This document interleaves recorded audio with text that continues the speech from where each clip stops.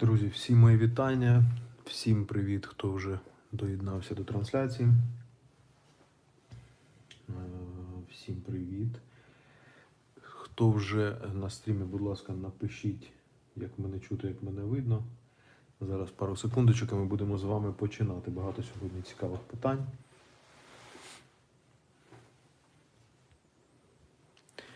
Багато сьогодні, друзі, цікавих питань. Зараз я поділюсь стрімом в телеграм-каналі і будемо починати. Поки що, друзі, поки хто заходить, будь ласка, попрошу вас натисніть вподобайку. Щось напишіть в коментарях, поділіться цим відео, можете просто нажати стрілочку, там будь-який месенджер вас перекине. Це вже буде вважатися як поділитися, а краще взагалі поділіться трансляцією, можливо, є люди також, яким буде цікаво.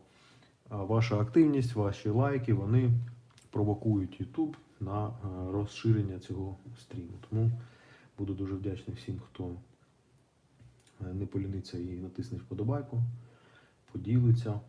Всім привіт, хто вже доєднався. Всім мої вітання, друзі. Так, сьогодні у нас багато важливих питань. Також, друзі, якщо у вас є питання, ви можете написати тут, в чаті трансляції, будь-які ваші питання, не особисті, що стосуються військово-політичної теми, все, що стосується України, відносин України з іншими країнами. Будемо сьогодні дивитись на русню також, подивимось березень для України, який буде. Також я обіцяв подивитись на, що у них там на Раші відбувається, також подивимося. Тобто будемо сьогодні намагатися багато питань охопити. Тому, друзі, доєднуйтесь, проявляйте активність свою, я буду починати. Так, напишіть, будь ласка, як мене чути, як мене видно.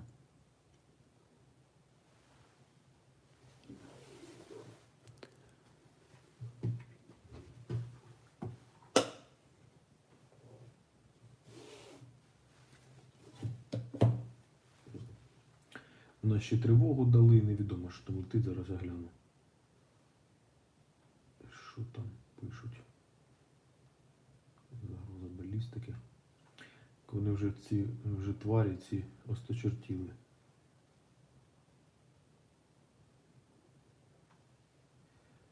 Вітаю, друзі! Привіт всім, хто вже доєднався, всі мої вітання, радий всіх бачити, друзі. Так, ділюсь в телеграмі і починаємо.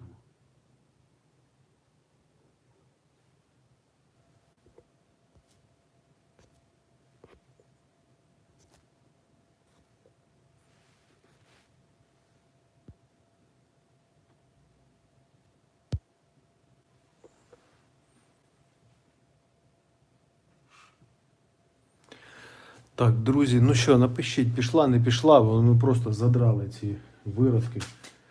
З цими тривогами, з цими відключеннями неможливо працювати просто. Одні нерви. Все через якесь... О, шикарно пішла. Все через... Щось, друзі, чи мені здається одному, чи щось не те відбувається. Щось в країні все через одне місце йде. Все щось. От дивіться на ці питання, я дивлюсь просто на ці питання, які ви написали, да, важливі, все, але ви подивіться просто, що нас сьогодні з вами турбує, що нас сьогодні з вами цікавить. Нас цікавить сьогодні ретранслятори в Білорусі, як ми можемо вплинути, яким буде обстріл чи не буде 24-го, наскільки близько Раша до фінансової кризи, погані події, наскільки серйозно ставиться Раша до перемовин. Тобто це вся чуш, яку розповідають, що там на 99 домовились, на там 100, майже на 100% домовились. Залужний з Зеленським, оці Галущенки, оці всі ті, хто просто варюги на... Це просто якась катастрофа, друзі, це просто катастрофа.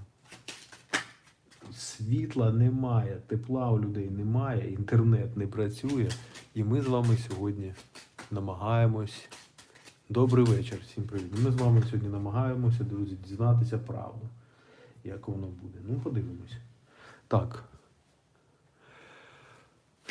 Протисніть вподобайки, хто вже доєднався до стріму. Поїхали. Дивимось ще раз ретранслятори в Білорусі. Наскільки вони там можуть вплинути.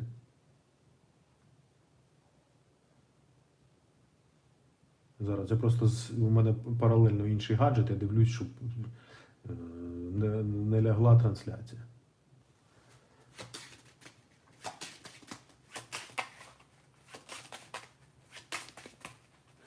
Юля, вітаю всіх. Ну це взагалі жах якийсь, жахіття. Ну не дають просто працювати, ви бачите. Я, напевно, буду записувати чисто відео, тому що на стрімі, так, цікаво. Всі разом збираємось, все набагато все живіше, набагато все цікавіше на стрімі. Більше питань розглядаємо, але записувати просто відео це просто технічно легше. Так, дивимось. Нарешті подивимось ретранслятори. Ретранслятори в Білорусі, наскільки вони дієві у них, наскільки вони взагалі щось вони дають їм, русні.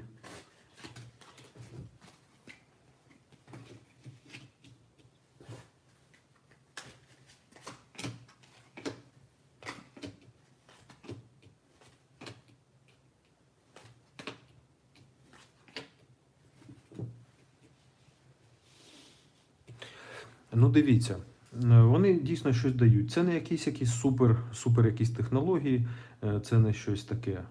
Воно не дає прям критично, нічого не вирішує, так скажемо. На бойові дії, там, на оці шахеди, воно суперкритично не вирішує. Вони намагаються там це зробити, можливо, знаєте, компенсувати те, що в них не працює там Starlink, якимись отакими.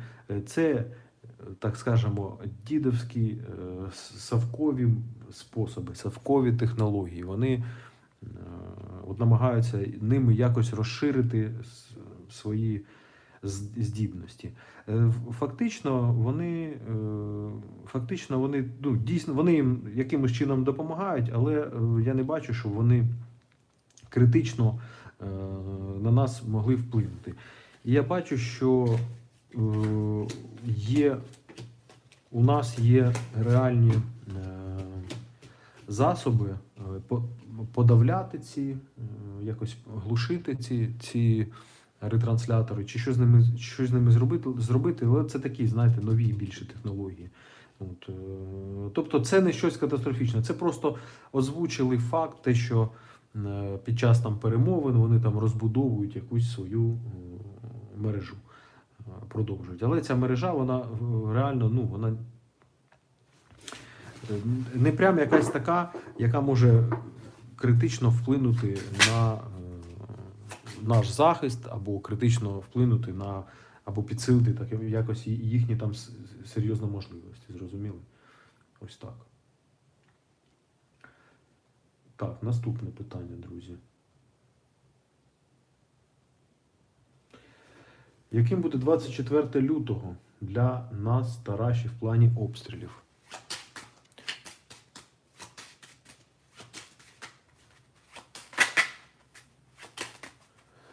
– 24 лютого. –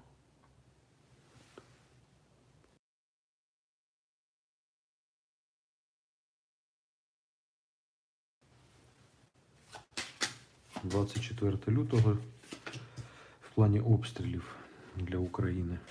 Чого очікувати? Чи буде біснуватися русня 24 лютого? Ну, я бачу тут якісь скандали, тут якесь ІПСО, скандали більше. Можуть щось нагнітати, можуть через свої там засоби, через телеграм-канали там їхні, які їм підпорядковуються, можуть щось якісь там фейки вкидувати, можуть розповідати, можуть залякувати, що щось буде, можуть розповідати про якісь там їхні перемоги, так звані. Тобто психологічно впливати можуть. Тут більше психологічний вплив. Хоча я тут Не можу сказати, що не буде обстрілів, бо тут повітряна вогняна карта випала. Тобто вони можуть більше нагнітати, аніж воно буде. Ну, фактично, я бачу, що вони щось можуть запускати.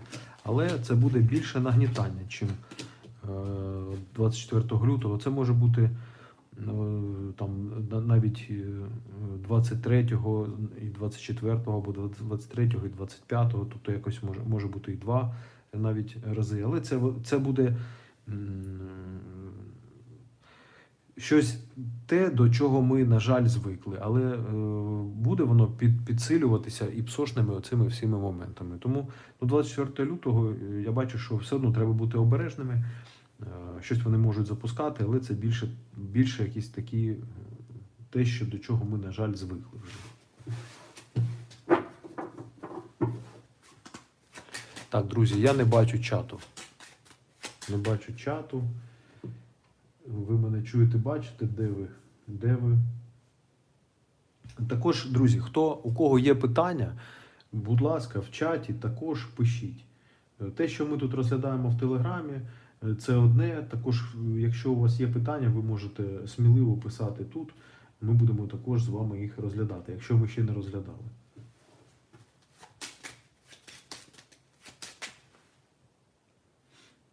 Так, далі. Третє питання. Наскільки близько Раша до фінансової кризи?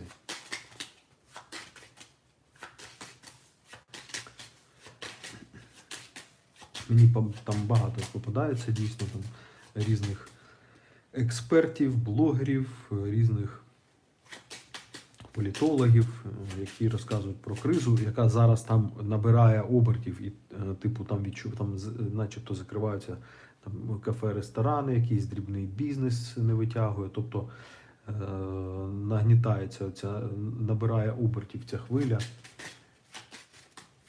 Дивимось, наскільки близько до фінансової кризи в принципі. Русня.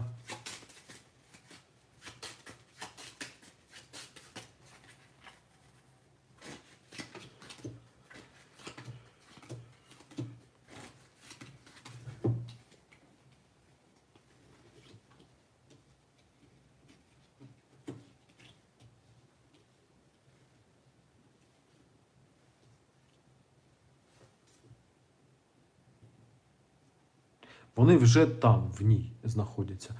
От валет з вісімкою вказує на те, що вони намагаються показати, по-перше, сприховати те, що в них ця криза, і показати неіснуючий якийсь типу, неіснуючий прогрес, неіснуючий зріст. Ось, тобто тут вказаний зріст якийсь, але він повністю нівелюється, бачите, оцим валетом, який випав, радість від цього зросту, вона пуста. Тобто вони вже в цій кризі знаходяться. Вони просто її не показують і будуть її намагатися максимально скрити. Тобто вони будуть приховати це, будуть намагатися якомога довше. Вони будуть через своє ІПСО впихувати в бошки там цих орків недолугих, які будуть вважати, що дійсно вони там типу щось не знають, а по факту все типу нормально. Але вони зараз знаходяться в цій кризі. І задача нас і наших партнерів в цій кризі їх тримати якомога більше і довше. Тому до цієї кризи, як це все вийде назовні і все буде відомо для всіх, тут не випало так. Я не бачу, що конкретної там якоїсь дати, тим паче карти дат точних не вказують. Але фактично вони в цій кризі зараз знаходяться. І те, що розповідають там, що типу у них все нормально, нічого не нормально, вони фактично знаходяться в цій кризі. Зросту у них немає, у них я бачу тільки падіння, але вони будуть розповідати, що у них типу нормально. Знаєте, це як оці потьомкінські деревні. Вони будуть картинку показувати, що начебто дивіться, все ж нормально, у нас тут нормально, типу, там воно все нормально, а фактично це вони вже знаходяться в цій глибокій кризі. Ось так.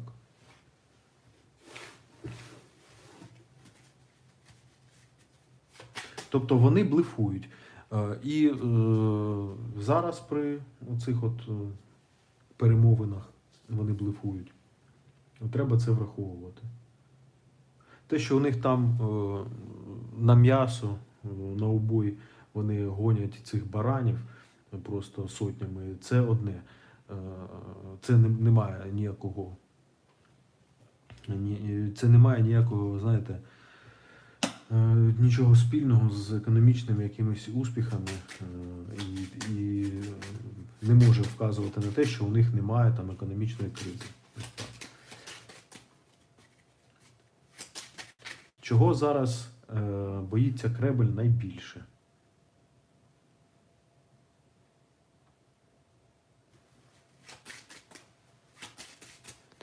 Дивимось, друзі, чого найбільше боїться Кремль?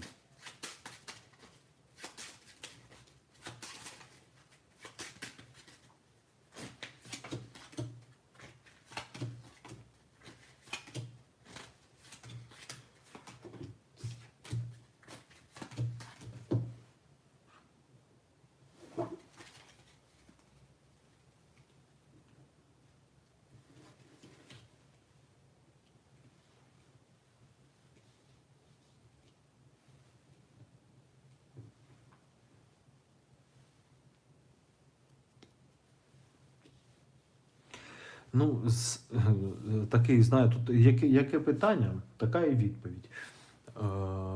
Загальне питання, загальна відповідь. Найбільше Кремль боїться те, що вони зробили величезну помилку. Вони бояться того, що ці надії, бубнові надії, ці Путіна, цього виродка, вони виявляться фейком, вони виявляться помилкою і виявляться катастрофою. Оце найбільше вони бояться. Якщо ця історія з тим, що це дійсно для них була катастрофа, це дійсно для них була помилка, і цього вони не мали би робити взагалі. І те, що, тобто, оце найбільше їхній страх. Цього вони найбільше бояться. Вони бояться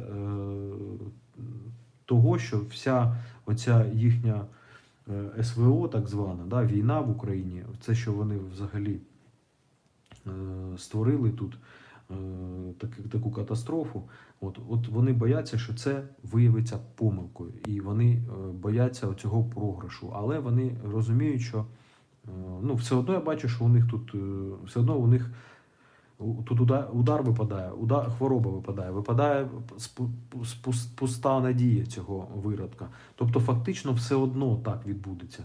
Все одно вони прийдуть до того, що будуть страждати від того, що вони помилилися, так скажемо. Страждати внутрішньо, тобто там економічні проблеми, соціальні проблеми, різні там проблеми, всякі техногенні, всякі катастрофи, фінансовий крах. Ось так. Ось цього вони найбільше бояться. Це їхній найбільший страх. І я бачу, що вони зараз багато блефують. Вони видають свої якісь там перемоги, якісь просування на фронті, вони видають цю подію за більшу, ніж вона фактично існує. Тобто вони видають якесь маленьке просування, оцю показують начебто перспективу, що вони будуть йти далі і захоплять, і вони намагаються продати те, що вони ще не захопили, але вже, знаєте, з урахуванням того, що вони там потрохи захоплюють, і продати те, що начебто майже воно захоплено. Тобто вони блефують. Зараз русня блефує. І не можна піддатися на цей блеф. Ось так. Вони також дуже бояться, що цей блеф глобально, він вскриється і вони програють. Тобто навіть в цій історії.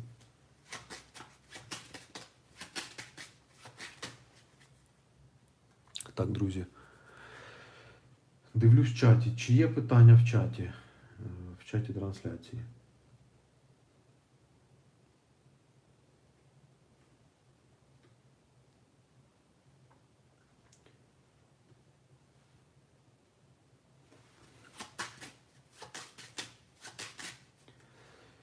Так, лупить сніг, ще погода. А, щось я не бачу.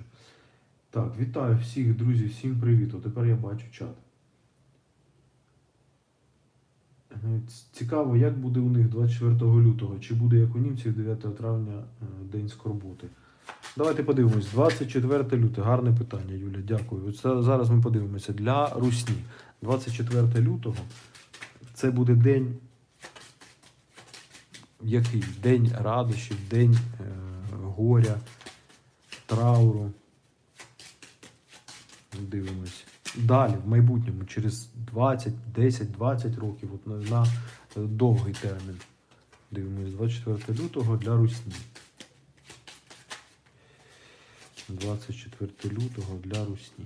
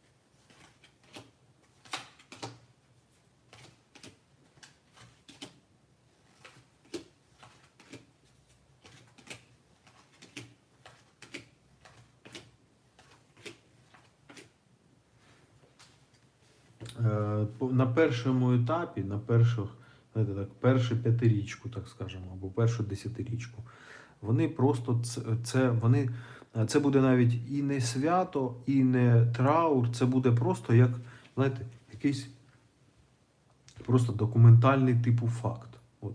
Вони просто це будуть сприймати як якусь статистику чи щось от таке. От, ну, тобто це і не свято, і не траур. От, тобто якось ніяк. Але пізніше, коли пройде більше часу і відкриється більше інформації, коли буде доступна інформація, а ця інформація буде доступна завдяки західним спецслужбам, завдяки західним заходам. Ось так. Тобто Захід запровадить якісь дії, щось, можливо, відкриється, можливо, хакнуть якось їхні там архіви, бази, чи просто витік якийсь буде інформації, чи просто вони якось викрадуть, чи передадуть, чи невідомо як, але завдяки Заходу в більшій ступені це буде тоді вскриється, скільки полегло у них там і як. І там відкриються задокументовані якісь факти, просто ганебні і катастрофічні по відношенню до їхніх же ж орків. Тобто їхнє командування, там їхнє військове керівництво, це воно вскриється факт про них. І вплоть до цього ж орка, до цього Путіна виродка конченого. От. Тобто оця вся їхня та війна, яку вони почали, от воно все вскриється, але це випадає пізніше. А до того, тобто все одно це буде для них траур в результаті. Але це довгий час пройде. Це може бути 20 років пройти, розумієте? Тобто, не можу сказати, може і 10 років, бо 10 років це також довгий термін. От. Тут по термінах карти ніколи точно не кажуть, але приблизно ми можемо з вами розуміти, що от найближчі там пару років, то так воно буде просто в них типу як якась, знаєте, просто як статистика, просто якісь факти, документи, тобто якось воно рівно, і не горе, і не радість. Ось так. А потім, пізніше, тоді, коли воно вскриється, тоді буде катастрофа. І дізнаються, скільки грошей було вкрадено у цих же орків, скільки грошей взагалі на це все пішло. Тобто вони будуть там тоді буде шок. Ось так.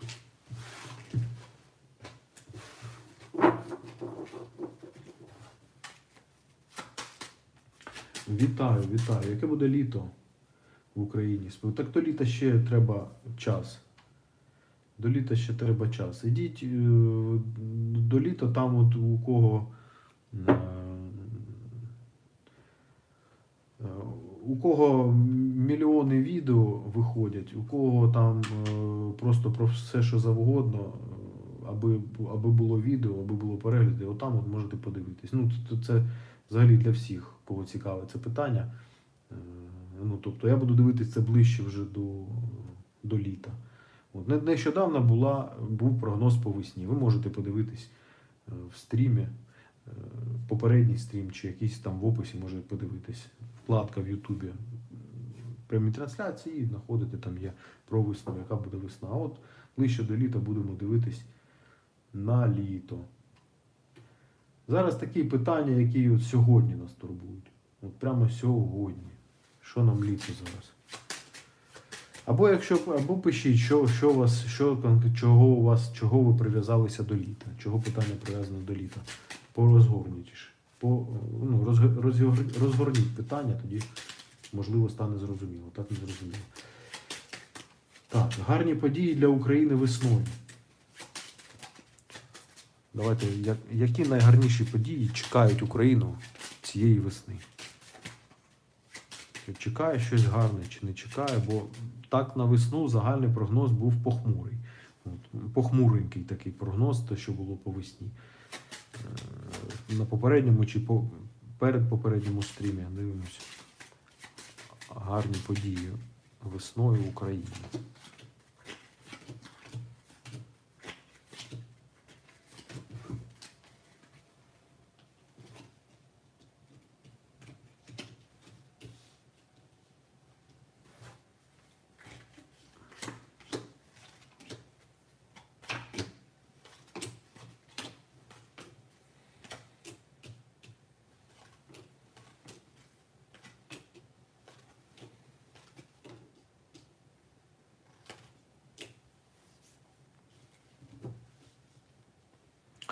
Ну, весною можуть бути хтось може впливовий приїздити в Україну. Також я бачу впливові подорожі, впливові поїздки якісь міжнародні, впливові, які в Україні принесуть радість. Також я бачу від Христового Короля, це може бути президент, це може бути хто завгодно, якийсь, висока людина на сьогодні в Україні. От, від неї якесь або рішення, або угода, або якийсь проект, законопроект, або якась інформаційна хвиля, щось таке. Може бути це пов'язано, це може бути документ якийсь, це може бути пов'язано із тими ж самими виборами, але от я бачу, що в плані політичному і військово-політичному в Україні весна буде більш-менш нормальною. Ось так. Будуть навіть успіхи, от яких ми, можливо, довго чекали. От також я бачу дороги пов'язані з якимись впливовими людьми для України. Тобто впливові люди будуть приїжджати або їздити, і ці подорожі будуть дуже успішними для України. Ось так. Тобто найголовніше, вперше в голові розкладу випало піковий король. Піковий король – це як карта влади, так карта впливової особи, так і карта просто вищих сил, які допомагають. Це також можуть вказувати і Збройні сили. От Збройні сили, які можуть просунутись десь. Тобто загально навесні весна непогана в плані військово-політичному. Ось так. Якісь правильні будуть рішення зі сторони от Христового Короля. Це може бути і президент, або одна із найвпливовіших там людей. Можливо, якесь рішення буде правильне. Також навесні можемо очікувати, можливо, знаєте, якусь намагання влади реабілітуватись, щось типу такого.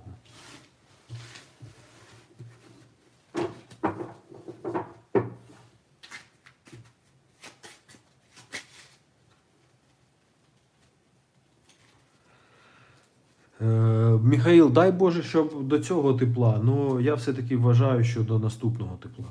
Що ще нам прийдеться протерпіти десь рік приблизно. Це по моїм прогнозам, так. А там хто там що дивився колись, хтось там, мене це взагалі жоден чийсь там розклад взагалі не цікавить, друзі. Взагалі. Я впевнився, те, що я там бачив, я впевнився, що це все в більшості випадків, ну, просто навіть ради цікавості дивився, це просто треш і якийсь бред. Треш і бред. Так. Тому в мене так. В мене це не влаштовує також, але більше нічого не можу вам сказати. Так. Далі. От дивимось, погані події для Раші весною. От давайте подивимось, що поганого слід їм очікувати, а краще, щоб це було для них неочікувано, що погане прийде до них неочікувано, і наскільки воно на них повпливає, наскільки воно їх уразить, наскільки вони будуть не готові, і наскільки вони будуть терпіти від цього весною.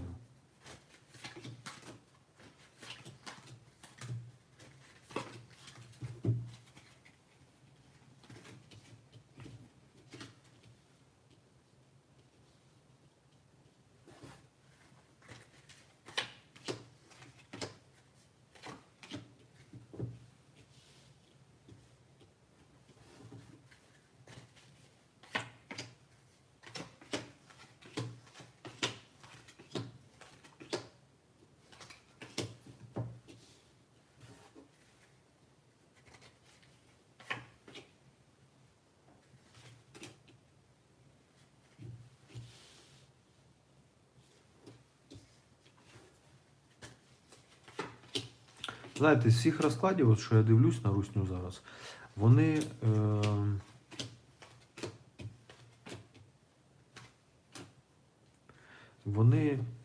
знаєте, в такому зараз стані знаходяться русня. Вони, по-перше, я вам сказав, що зараз у них активно йде робота по блефу. Тобто вони блефують на міжнародних перемовинах, вони блефують на цих міжнародних перемовинах з нами, з американцями, вони блефують з усіма своїми партнерами, з їхніми підлеглими, типу Білорусі і інших. Вони блефують зі своїм недолугим народом. Вони намагаються зараз блефувати. Тобто у них це основний козир зараз, якого немає. Тобто, розумієте, яка історія? Тобто вони намагаються натякнути, що у них є суперкозир, якого у них немає. І наскільки їм вдасться провернути це, наскільки їм вдасться заплутати і обманути всіх навколо, на кожного у них своя індивідуальна, там якась індивідуальний, так скажемо, блеф. От. І це їхнє основне. От із всього, що я бачу по русні, це от загально, у них просто якийсь сумбур. От, у них розбрат якийсь, у них все не так. У них все якось, як сказати, намагаються схватитися за різні сфери, але воно не комплексно, воно якось містечково, так скажемо. І у них оцей, знаєте, розбрат. Це найгірше. Я бачу, що вони з цього розбрату не вилазять, і вони будуть так намагатися продовжувати блефувати і тримати якось отак поверхнево, в ручному режимі, щоб не було у них якоїсь катастрофи. Ось так. Тобто оце найгірше. Потім я бачу, якісь у них можуть бути територіальні якісь проблеми. Можливо, на територію, яку вони розраховували. Щось пов'язано з територіями. Навесні щось у них буде,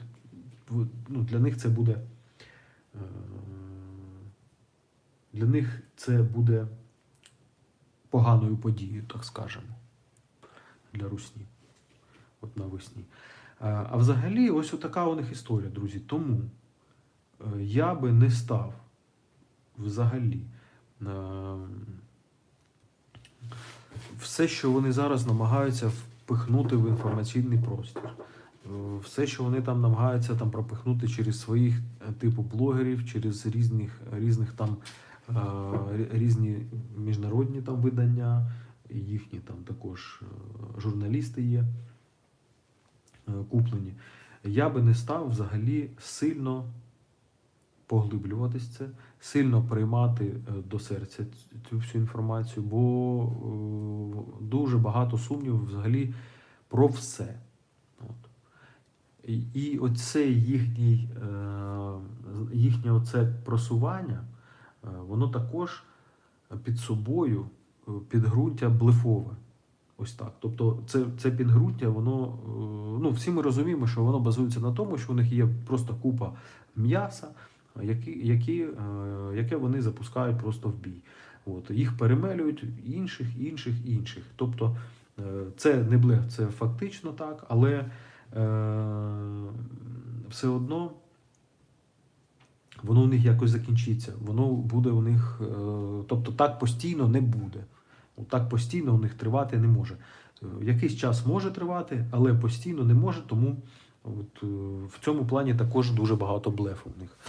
Тому все, що стосується русні, все, що стосується того, що вони там намагаються пропихнути в інформаційний простір, свої якісь там успіхи, свою якусь там силу, якусь там зброю, щось десь вони там щось запускають в космос на якихось повітряних кулях, все це треба сприймати холодно і не особливо нервувати. Тобто це все якісь, ну, це все просто блеф. Оце загально. Такі події. Яким буде березень в плані обстрілів? Березень. Легшим, аніж лютий, чи не легшим? Давайте в порівнянні з лютим. В порівнянні з лютим. Так, друзі, я відкрию зараз, бо я не бачу. Добрий вечір, Ларіса, добрий вечір. Бусифікація чи надалі продовжується? Так. Дивимось. Березень відносно лютого. Який буде березень в плані обстрілів?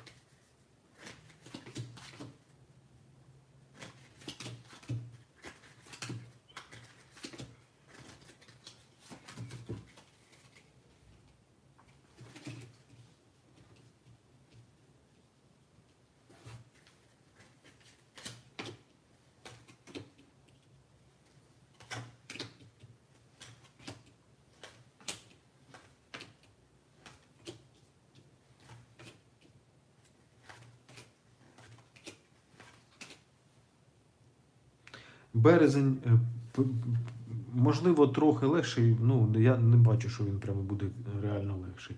Тобто березень-лютий, ну, відчуватися, не знаю, тому що там буде не так холодно, можливо, легше буде відчуватися, бо буде тепліше. От. Але все одно я бачу, що будуть намагатися, русня буде намагатися уразити енергетику, або русня буде намагатися уразити інші сфери економіки. Ну, це в них вдаватися буде погано. Тобто тут туз відвернувся. Туз ударний просто, те, що він з'явився, тут це вказує на те, що небезпека є. От. Те, що він відвернувся вверх, це вказує на те, що ця небезпека, вона не така потужна. Не така потужна. У нас є потужніші засоби проти цих небезпек, так скажемо. От. Тому небезпека тут випала, відвернута, але вони будуть намагатися. Лютий, можливо, трохи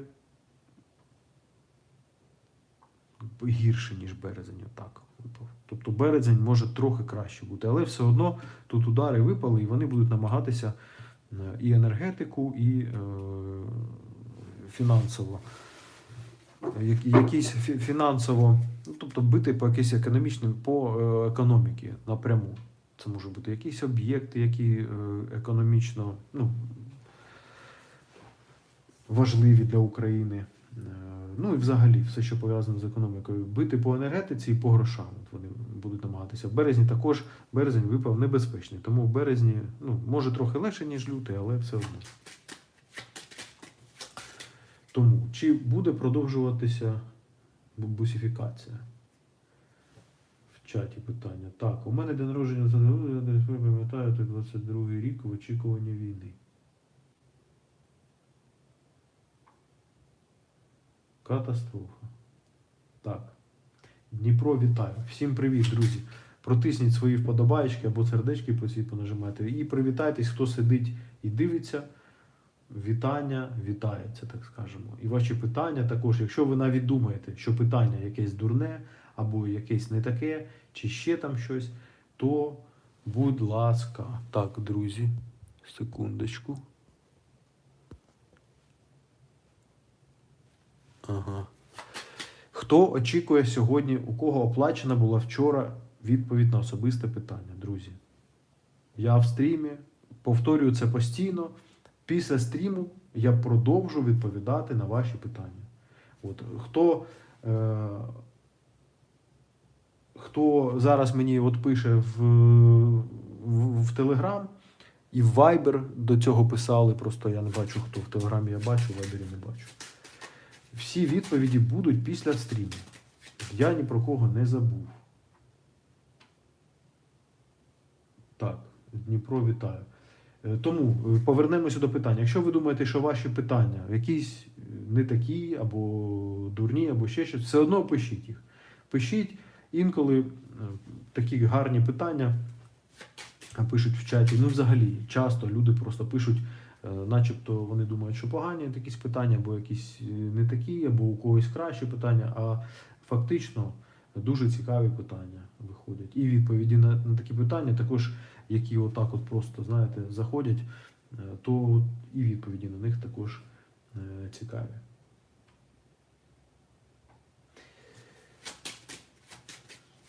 Так, бусифікація, давайте подивимось.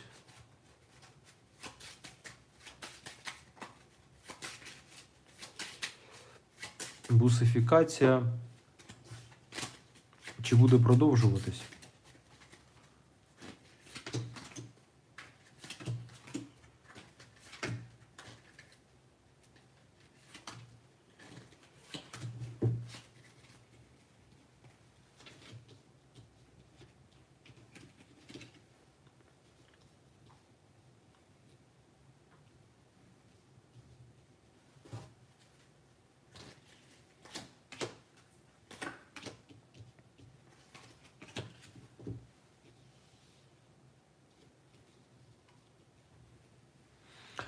Буде ще продовжуватись, але недовго.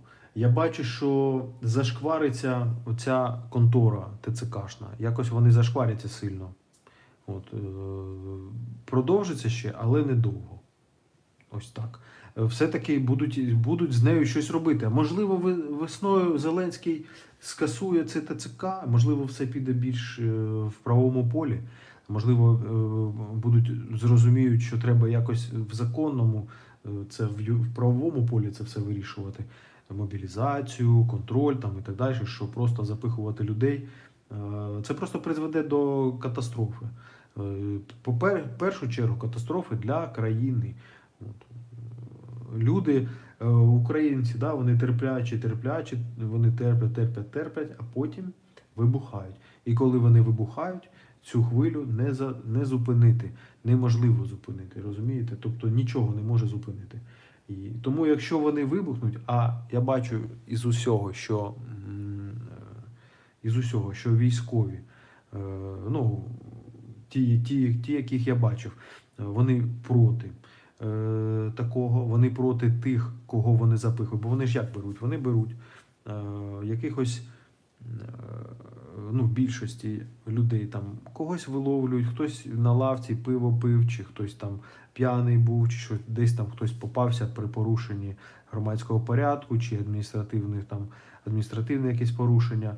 Якщо він не відкупився одразу, не те, що не відкупився, а не викупили його з полону, так скажемо, ТЦКшного, то тоді він, така людина, яка не хоче воювати, потрапляє в Збройні сили, або там потрапляє в учебку, потім він звідти тікає, або тікає вже з позиції, або він просто гине, тому що він не здатний.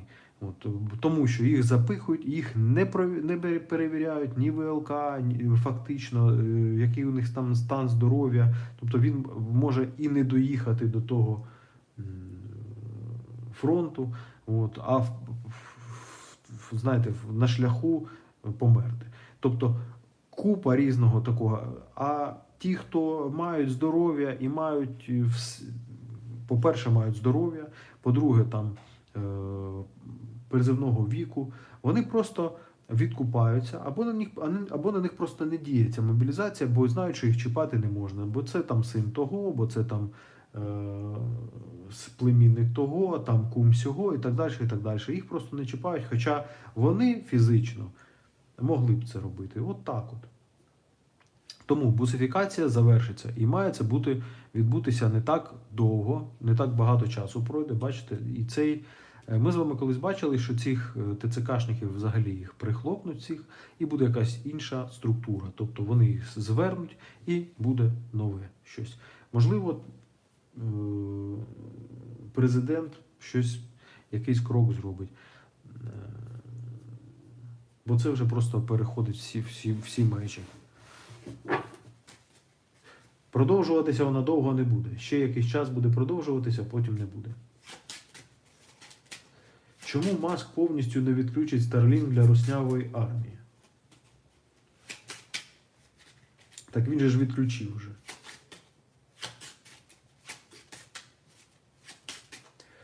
Дякую, хоча б надіяли, бо це жах, що робиться. Так, жах, що робиться. ТЦК на фронт. Давайте подивимося ще питання. Чи відправлять ТЦКшників на фронт після їх коли їх розформують, коли припинять діяльність тих ТЦКшників, подивимось, чи відправлять їх на фронт, чи будуть вони воювати.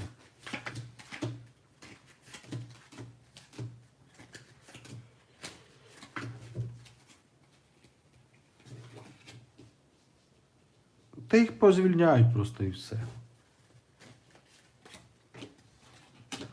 Позвільняють, позабирають у них, в результаті що у них буде? Їх просто позвільняють, у них позабирають ці всі пенсії, якісь там виплати, якісь там гроші і все. Тобто вони нічого не отримують, так скажемо, від держави, за те, що вони служили в ТЦК. Ось. Те, що їх відправлять на фронт, такого я не бачу. Я такого не бачу.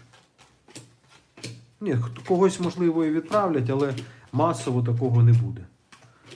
Їх просто позвільняють, тому, друзі, кого якийсь ТЦКшник образив, або хтось просто, не те, що образив, а просто принизив честь, гідність там людини, кого побили, запам'ятовуйте ці прізвища і імена. Запам'ятовуйте і записуйте, запам'ятовуйте, щоб воно у вас було. От. Для того, щоб можна було якось вирішувати потім з ними питання. Щоб вони просто не загубилися і просто, щоб вони зараз бігають в цих в бафах, в цих масках натягують, щоб рожі їх не було видно. От. Їх повинні фільмувати, документувати, ще як завгодно, намагатися, щоб ті, хто вас образив або принизив вашу гідність, людську, чоловічу, там ще, або образив вашу дружину, матір, не дай Боже, сестру, ще був такі конфліктні ситуації, які я бачив, там страждають всі. Тобто вони не перебирають, з ким, як себе поводити. Тому ви маєте їх просто знати, запам'ятати, мати їхній автопортрет, мати їхні дані всі і максимально на них все мати, для того, щоб потім з ними можна було вирішувати питання так, як вони на це заслуговують. В плані ви повинні знати там ці прізвища, імена, Тобто, щоб ця людина просто не загубилася, щоб можна було там в правовому полі вирішувати це з ними питання, щоб ви могли довести, що ось ця людина нанесла вам якийсь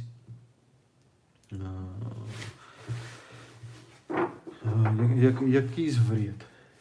Ось так. Ви маєте це все знати і запам'ятати їх.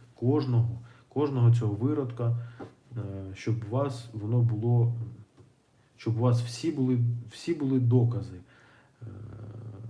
для будь-кого. Прокурори, поліція, там всі інші, хто,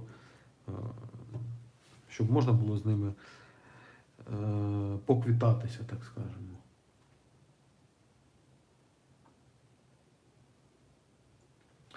Так. Китай буде давати Україні енергетичне обладнання. Цікаво, яка причина. Яка причина? Гроші. Що цікавить ще Китай? Китай нічого не цікавить, окрім грошей. Причина, чому Китай буде давати Україні енергетичне обладнання.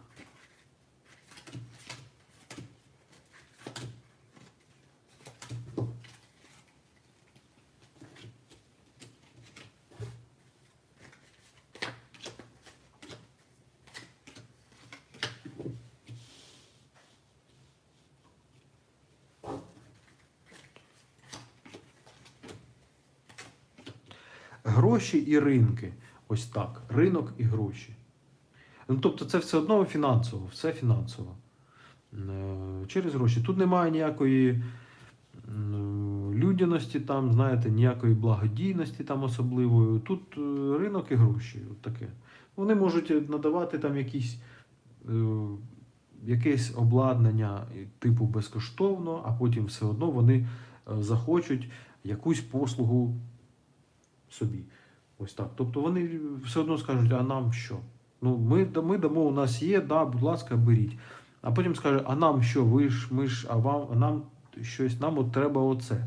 От. Тобто це вигода. Звичайна вигода китайців.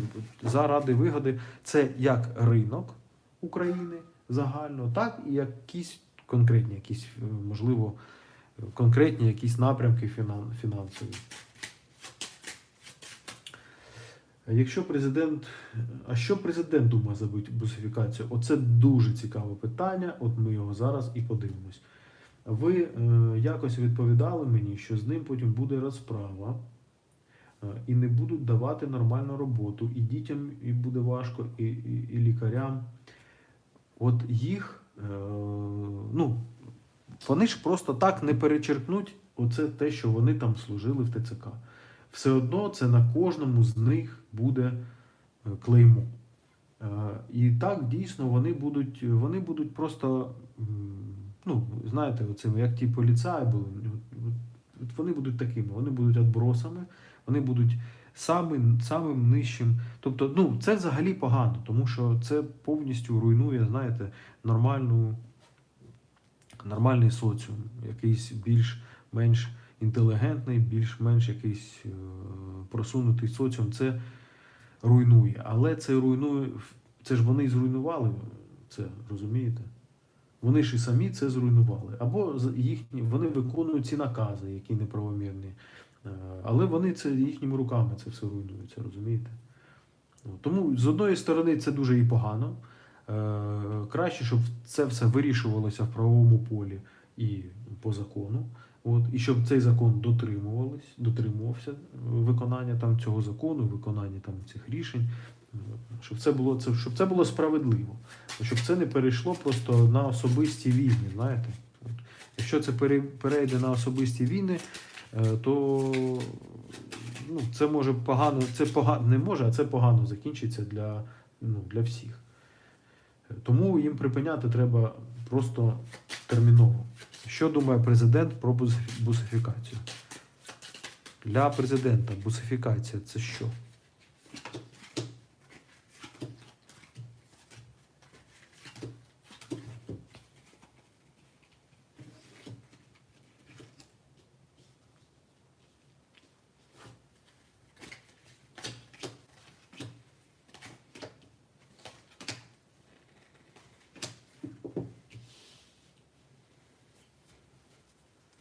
Та йому все одно. Йому дещо неприємно, але ця неприємність, от бачите, його інтерес зі сльозами випав. Тобто він не знає, не може по-іншому.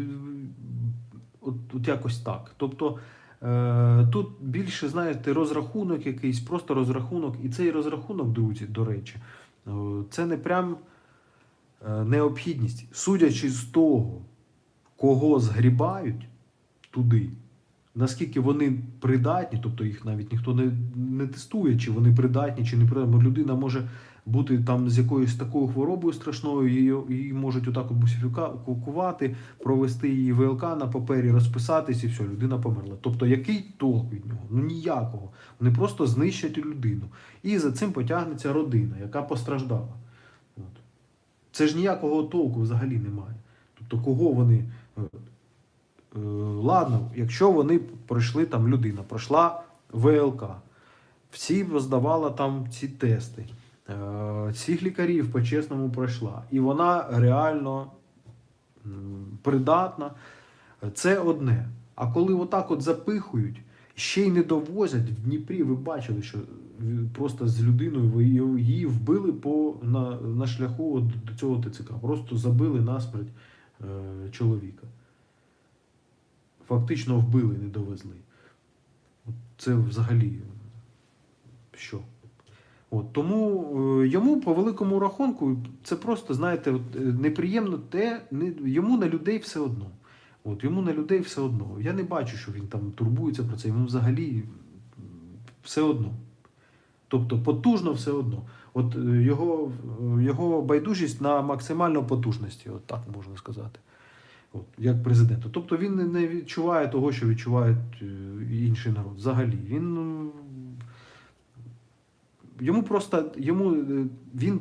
Йому прикро, що він не може. Він не може мобілізувати людей. Це його більше прикро. То, що він не може виконати свою роботу. Ось так. Оце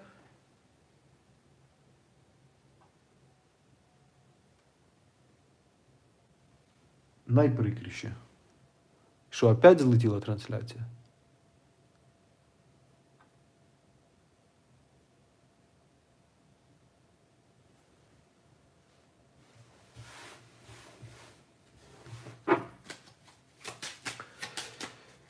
Так.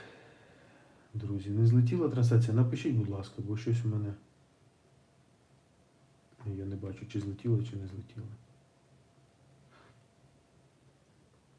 Ні, нормально. Ну, все добре. Тому, друзі, ось так.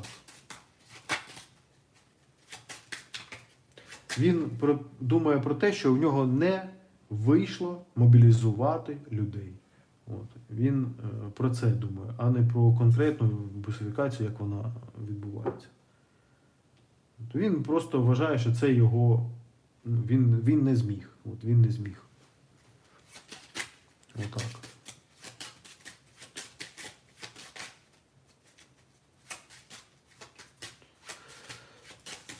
І за нього також згадають. Після війни час пройде, багато часу пройде, за нього також згадають, друзі. Я вам ще дуже давно казав, хто зі мною на початку ще, я вам казав, що буде, як будуть відноситись до нього. Коли всі кричали, який він крутий і потужний, які там ті круті і потужні, я вам казав, як воно буде. От і зараз воно так відбувається. Так. Все нормально, ага, дякую, друзі. Я просто не бачу, тому що в мене вискакують на телефоні, з якої йде трансляція. От, в мене вискакують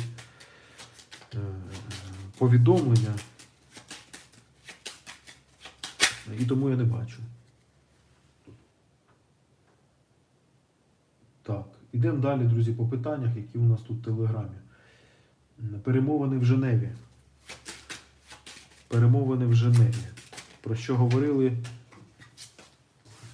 Чи є щось? Зараз тільки самі цікаві питання пішли, бачите? Тому давайте лайки. Давайте поширення.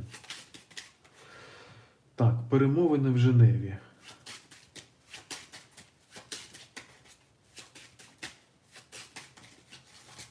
Взагалі для України ці перемовини в Женеві, що вони принесуть? Який результат для України?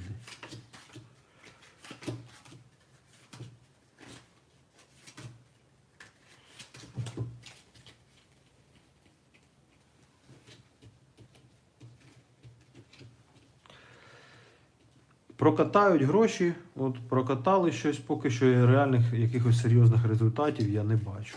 Прямо серйозних результатів не бачу. Все-таки більше там чогось тут гроші випадають, все-таки більше там про якісь фінанси, все-таки більше там про якісь як це вам сказати точніше, можливо, про якісь про гроші, або це, знаєте, або якісь, ну це, можливо, русняві гроші, можливо, вони якось вирішують, щось вони вирішують там фінансово, оце скрито. От, щось вирішують фінансово. Можливо, вони вирішують, що зробити з цими фінансами, руснявими, які там в Європі або в Штатах, як їх правильно направити, як їх розподілити і куди. От найбільше про це. Але фактично я не бачу якогось серйозного результату.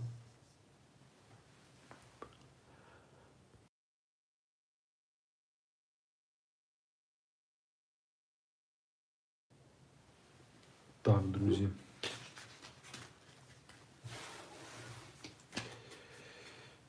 Ідемо далі. Наскільки серйозно перемовини? Чи правда, що росіяни вибісили американців? Російська і американська делегації, між ними, подивимось, що там між ними відбулося, чи був якийсь конфлікт там між ними, чи не було. Американська і російська делегація, між ними, що там відбулося.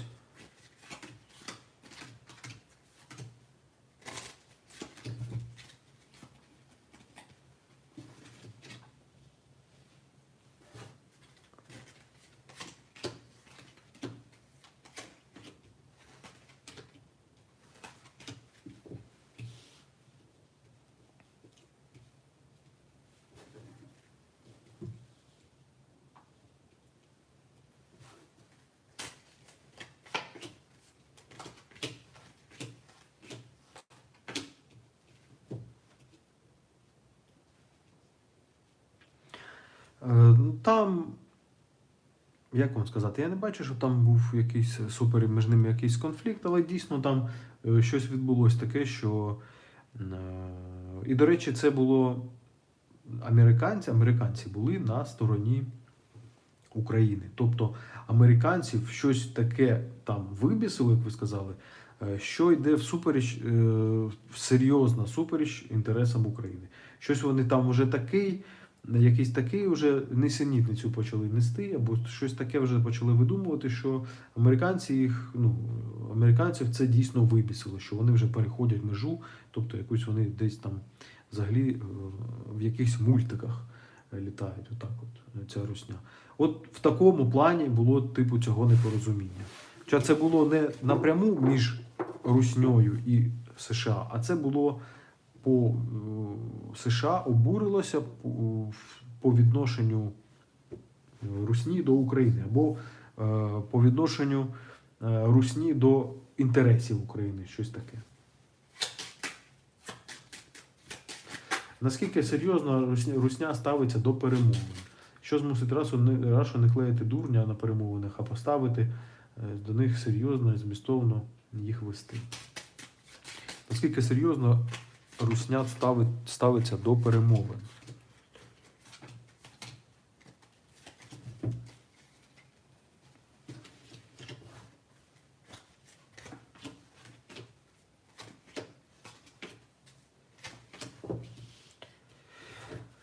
Вони просто виконують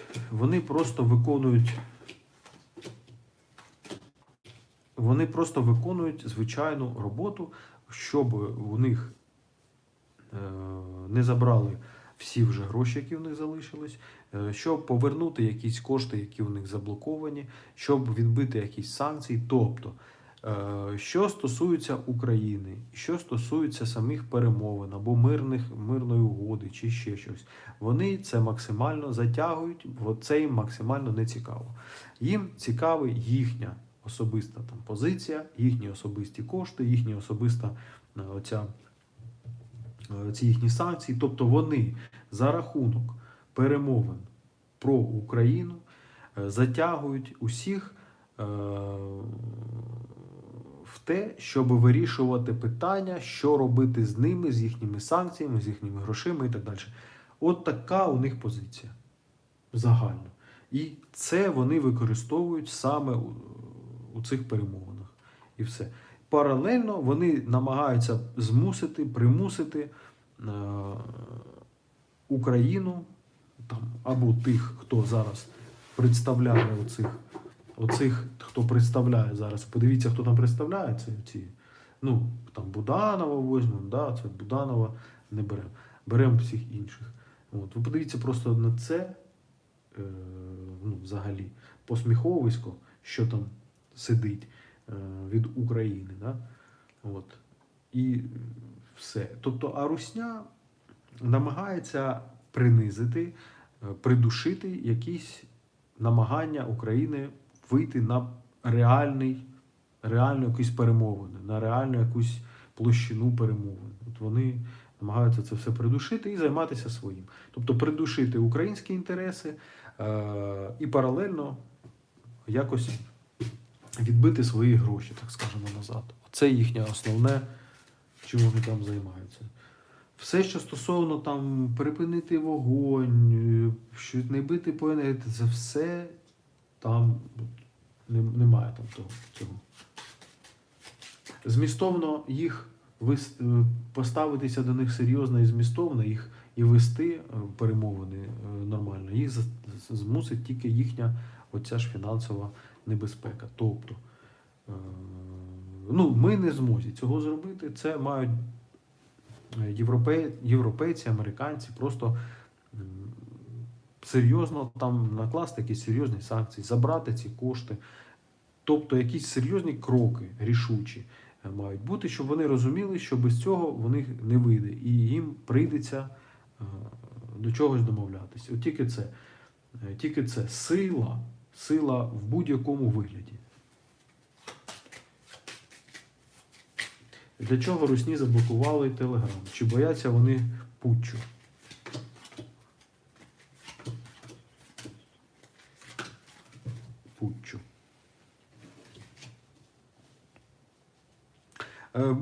Неконтрольованість просто.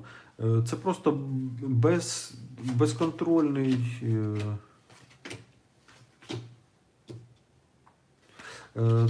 вони бояться молоді. Вони бояться молоді і бояться, що молодь буде завдяки Телеграму буде незалежною. От, і те, що молодь буде знати те, що їм знати не повинні, що вони знати не мають. От вони бояться молоді. От, вони бояться, що не підкориться і це молоде покоління, яке зараз росте, да, яким там зараз 10 років, 12 років, тому що вони, тобто їм перекривають більше кислороду. Тобто це не всім, це і контроль. От, вони бояться того, що вони не можуть контролювати. Ось так. Тобто для того, щоб контролювати максимально всіх. І от молодь, тут чітко випала молодь. Тобто бояться молоді. Молодь, подивимося, як воно там буде в них молодь рости, можливо, вони будуть через VPN. Вони ж можуть через VPN це все дивитися і нічого. От. Але бояться вони молодь. Так. Вони і путч, дійсно, це також, але це більше, знаєте, на таку перспективу, щоб молодь не дізнавалася там, правду, або і контролювати ту ж саму молодь, залякувати, щоб виросло покоління рабів таких. Так. Залужний.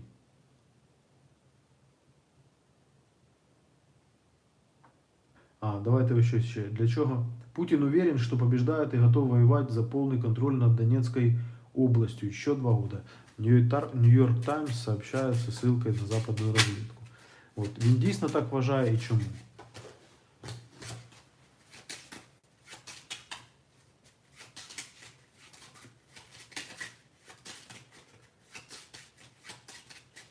Чи дійсно він вважає, що він побеждает и готов еще 2 года воевать?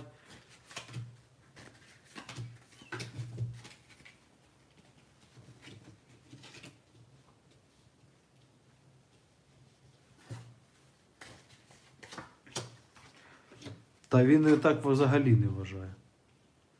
От. Він так не вважає, він знає реально, яка ситуація. От він те, що там розповідають, хто там розповідає повну чуш, це, знаєте, якісь психопатичні бредні якісь.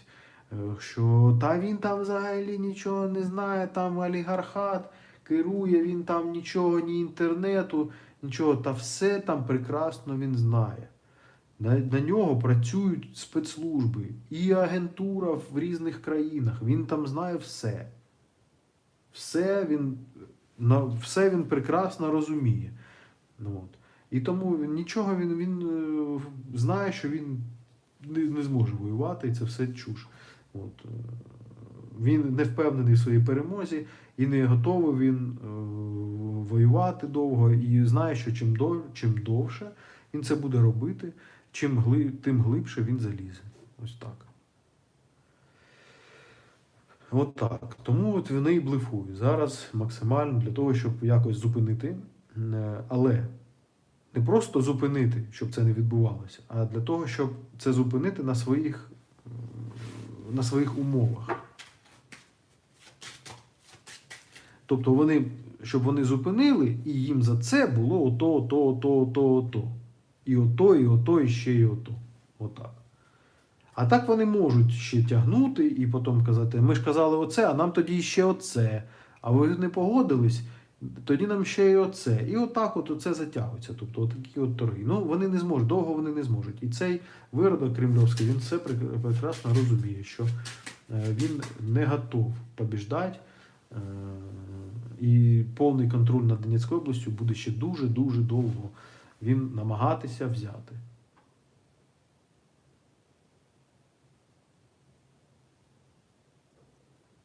Тому тут вже таке питання, чи погодяться на обмін якихось там територій, це вже інше. Так, друзі, і оце останнє питання про Залужного подивимось.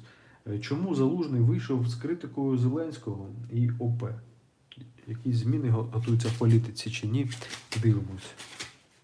Залужний вийшов з критикою. Ну, ми подивимось не конкретно на Залужного, не буду зараз розглядати, друзі.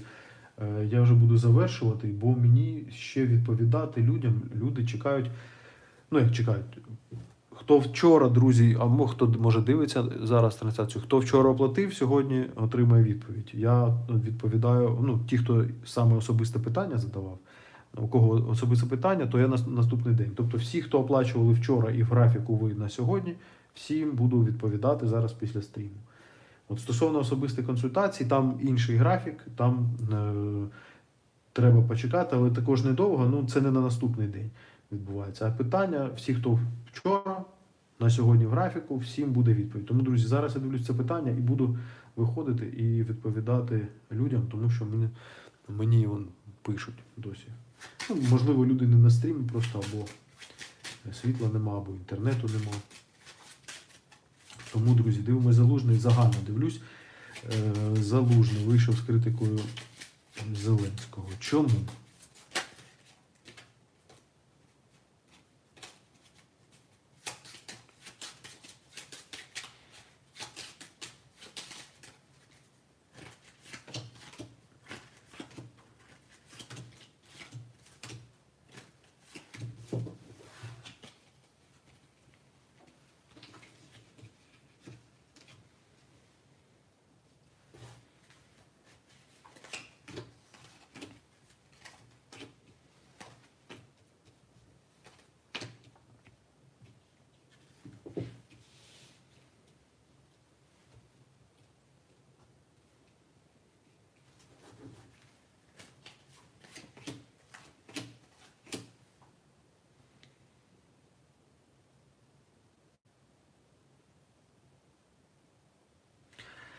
Тут дивіться, це не прямо якісь суперполітичні якісь амбіції його. Це більше особисте. Цей Залужний, він нормальний мужик, нормальний мужик. І скільки я спілкувався з військовими, не знаю, чи дивляться військові, чи не дивляться. Якщо дивитесь військові, напишіть там плюс, поставте, якщо це так, те, що я зараз скажу. Що коли був головкомом Залужний, а не ось це щось загальне, що зараз відбувається, то успіхів було більше, то воювати було легше, воювати було краще, воювати було чим. І це просто загально. Я не буду зараз розповідати, що там, тому що це і там по пунктах, по військових, ні. Просто отак загально. Краще, легше, простіше, маневрніше, успішніше. Це все було при ньому. І він був більшим авторитетом, ніж зараз. А авторитет в армії дуже багато чого значить. Із цього я кажу, що із цього всього я кажу, що так, Залужний був хороший, був мужик. І хороший, як він і є зараз, але на тій посаді. Він був кращим.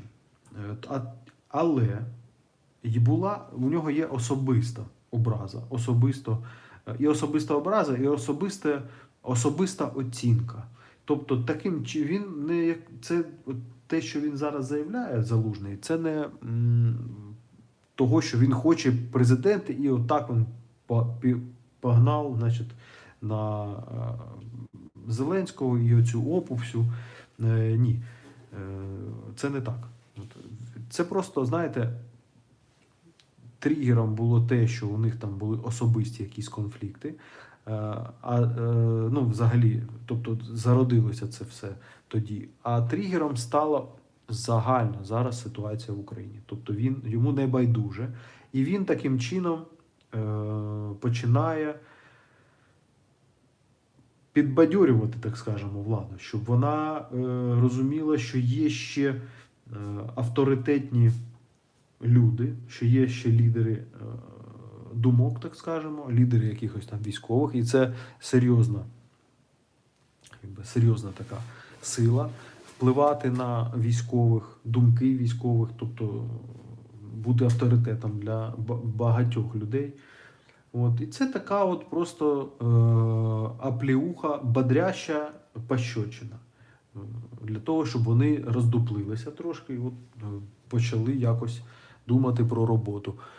Це більше це не якась політична якась, знаєте, амбіція якась йогось, щоб там бути президентом чи сильно притопити цю владу. Це